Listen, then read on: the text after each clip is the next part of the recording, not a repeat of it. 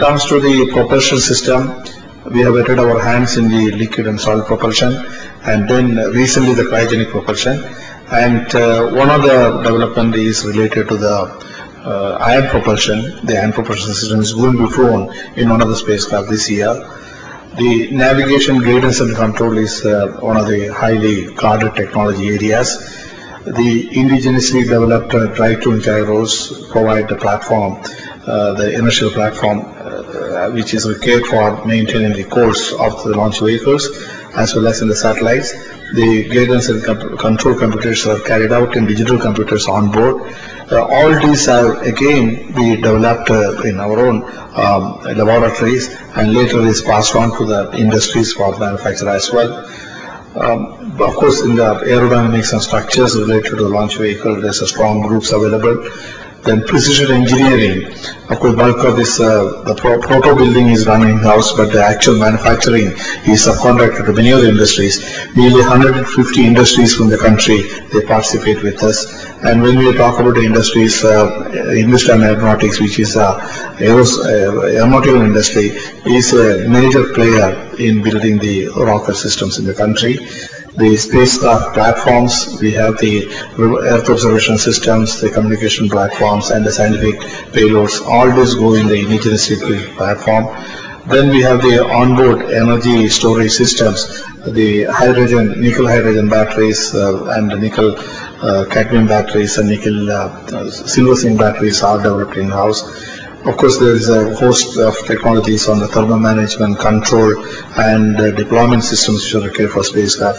So you can see a whole spectrum of things which are required for the space has been indigenized. Of course, we buy things from outside also on two reasons. One is when they are available on a commercial basis at an economical price, we do get things from outside.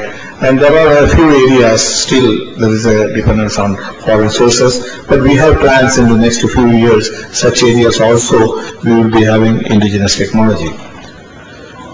Next one please. I am putting out virtually something like a dream.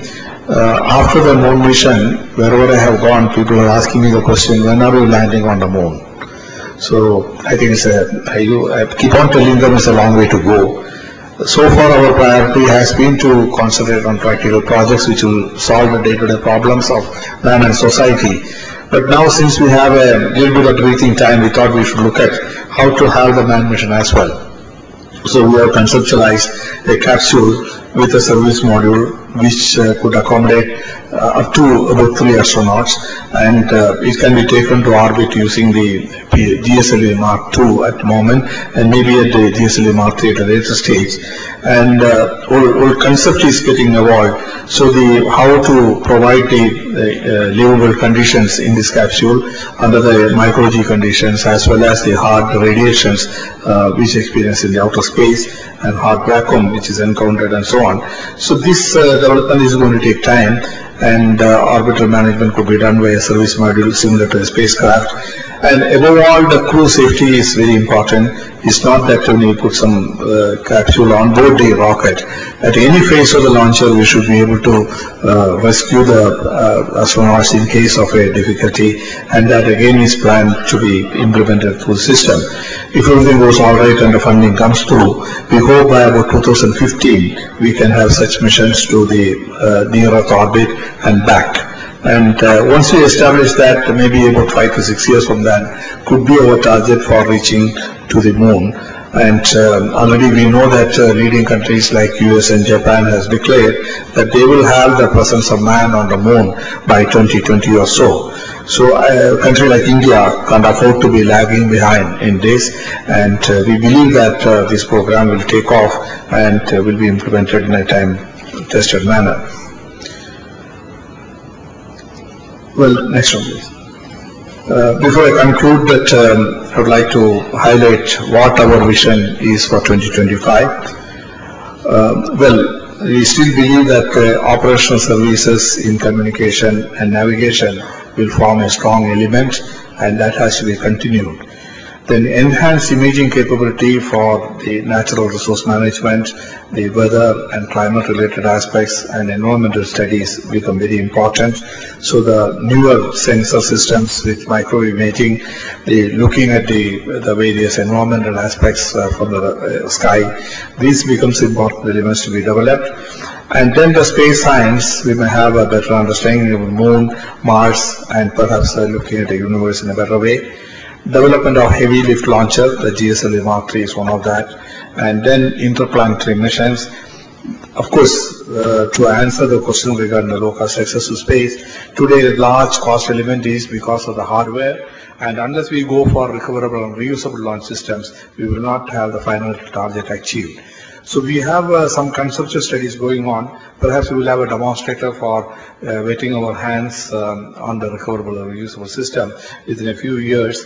And based on the experience what we get through the demonstrator, we can go for designing a system which will be perhaps to start with, it may be a two-stage to orbit, which will carry the spacecraft into the orbit.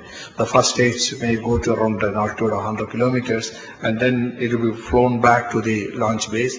And the second stage will be almost like the spacecraft recovery system, which will come back and then later on can recover and refurbish and reuse. So through this process, perhaps the cost can shrink to something like 10 to 20% of what we are having today, and that seems to be the solution for the future. Of course, the ultimate dream of any rocket scientist will be to have a single stage to orbit, like almost an aircraft. You should take off on the runway, go to space, service, and then come and safely land. Maybe that dream can materialize only if you have newer technologies of propulsion, like air-breathing propulsion, or maybe the newer materials which can withstand the high temperature environment and so on. And perhaps it could be the objective for 2050 or so. So this, of course, the Indian Space Program very strongly believe that human space flight also is an important element of that. So this forms roughly the outline of the Indian space vision.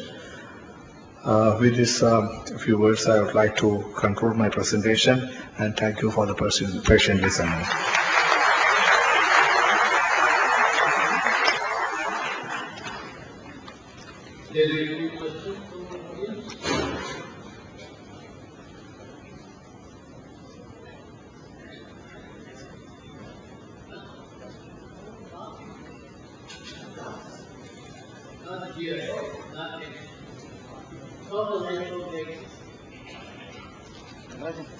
Mic, one more mic is there.